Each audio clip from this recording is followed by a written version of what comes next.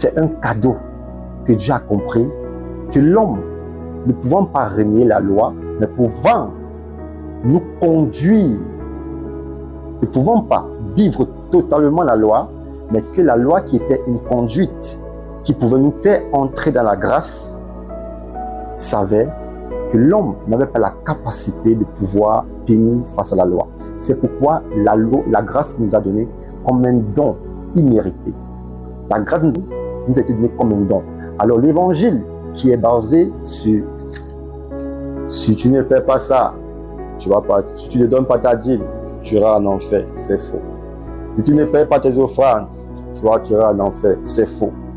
Si c'est que tu ne construis pas l'œuvre de Dieu, c'est faux. Si c'est que tu ne payes pas le transport du pasteur, c'est faux. Je suis contre toute forme d'arnaque spirituelle.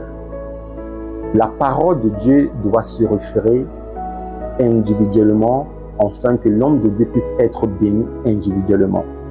Si le chrétien qui enseigne, la Bible dit que celui qu'on enseigne la parole doit faire part de ses biens à celui qui l'enseigne.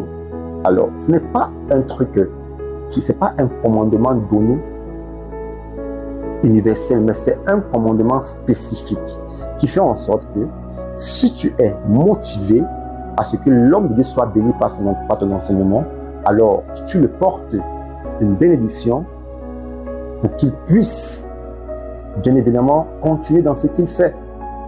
Mais ça ne doit pas être une obligation pour que tu sois comme une vache. Frère, ouvre les yeux. Ouvre les yeux, frère. Alors, nous devons revenir constamment sur la fondation de la foi.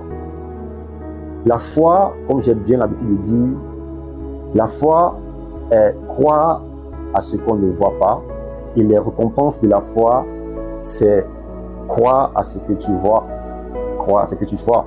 Donc, comme la Bible le définit, la foi, c'est une ferme assurance des choses qu'on espère, une démonstration de celles qu'on ne voit pas. Moi, j'ai coupé en disant que la foi, c'est croire à ce qu'on ne voit pas, et les récompenses de la foi, c'est croire à ce que tu vois. C'est ça les récompenses de la foi. Alors, revenons sur l'évangile de la foi et du salut. Nous avons cru, et c'est lorsque nous sommes sauvés. Nous avons cru, et c'est lorsque nous marcherons avec Christ.